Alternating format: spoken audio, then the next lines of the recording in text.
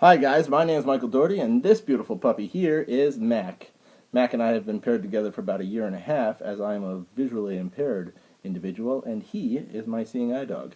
I did a video last week, and I think I'll probably start doing stuff weekly about why not to pet a working dog, and I thought I'd do something a little bit more fun this week, and I'm going to do another top 10, and these will be 10 things that I found out when I went through the seeing eye that I didn't know, and you probably don't know about seeing eye dogs or guide dogs. So, number 10 is something that actually makes perfect sense, but I never thought about before I applied for a dog, is that you don't actually pick the dog's name, which makes, like I said, sense because you'd get the dog a year and a half in or 2 years into their life, and they would have to have a name for the intense training that they have already partaked in before you get the chance to be paired with said dog. But the dog that you are paired with, you actually don't have any say over. There's one school in Canada that I believe allows you to handle a couple different dogs and then takes away from those experiences whatever input you might have. But again, they make the ultimate decision. And at just about all the other schools, and there's over 30 of them in North America alone, up to and including the Seeing Eye, they pick the dog for you. They have preferences. I actually was, he's breathing in my ear, it's really cute. I actually told them that I would prefer a German Shepherd, and to be 100% honest with you, I could not have been more wrong. So it was very apparent to me that the Seeing Eye took into consideration that this beautiful puppy would be coming home to a 1.5-year-old, because that's how old my daughter was when when we did come home and completed our training. So, number 9 is that guide dogs have access to anywhere the general public does. There are really very few exceptions to this. Areas that I'm asked often about areas that the general public don't have access to, like a surgery room. The dog also needs to be a sterile environment. Hi, buddy. Like a kitchen, if you were working in a kitchen or a restaurant. But the church actually does have the right to deny your dog access to their building because of the separation of church and state.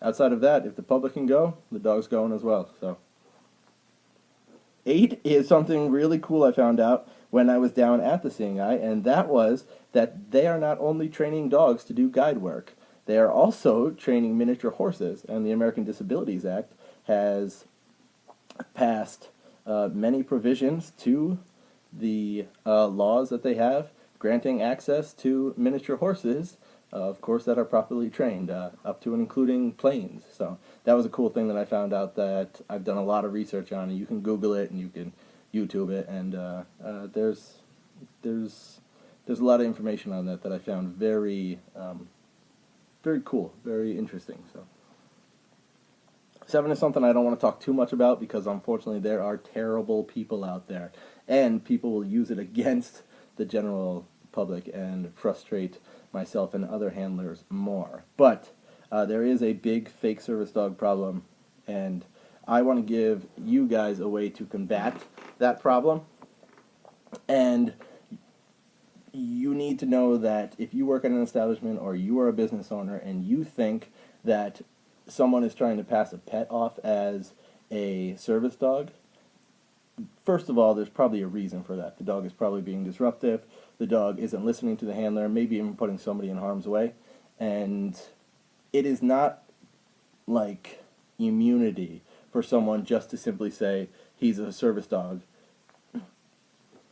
Even Mac, who comes from the oldest guide dog school in the world and has immense training, an immense amount of training, can be asked to leave if he's causing a problem. So, and he has off days. It's never happened, and I feel comfortable giving you this information because, as I consider myself to be a good handler, and other decent handlers won't run into this issue. But hopefully, with the information, knowing that you can ask a dog to leave if it's disruptive, maybe we can combat a little bit of fake service dog problems here going on. So,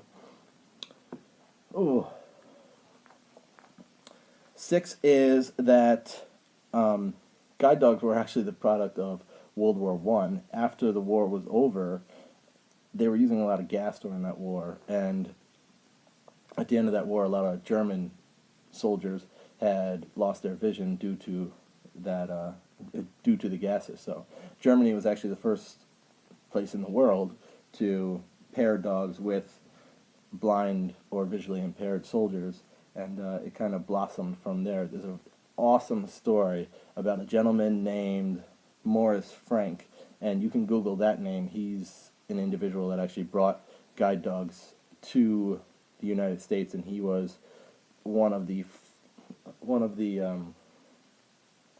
the four leaders in granting access issues and solving access issues and guide dog use in general. So 5 is that at the organization, the schools, there is a very high amount of what is called career change dogs. We're going to talk about the puppy raisers in a second, but if the dog does happen to not make it through the program for whatever reason, sometimes medical, sometimes aggression, sometimes distractions, they do always have a place to go back to. Puppy raisers being first, and I'll talk about that in a minute. But sometimes there's just a pair that kind of makes perfect sense. If a dog didn't make it through the program because of aggression, that might be a good dog to train to do canine work for a police force, you know. So therapy dogs, ESA dogs, all career change dogs, you know. So and it's pretty cool that they always make sure that they have a place.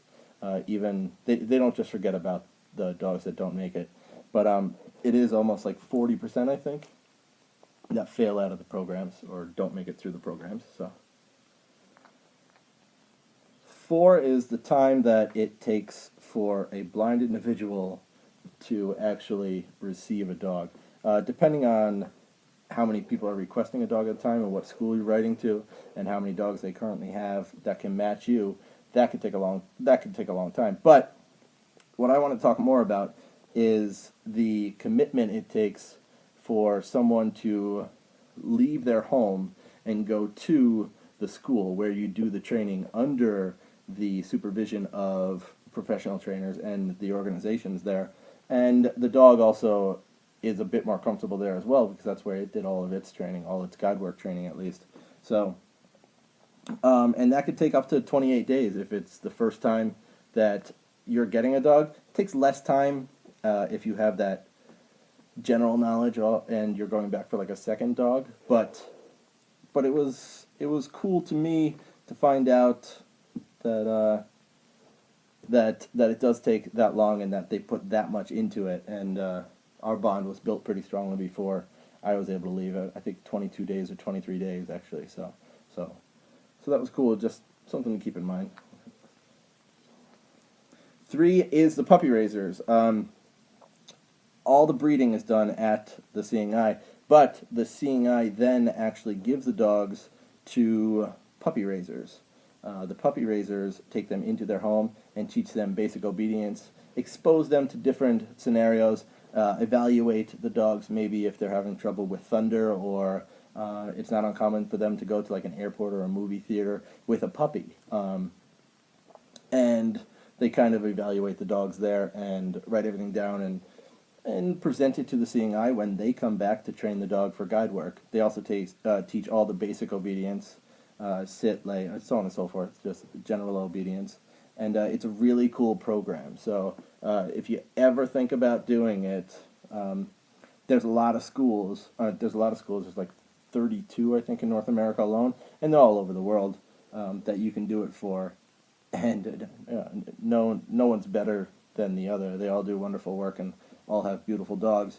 But puppy raisers are always need it, and I'm sure it's hard to give the puppy back after spending a year with it.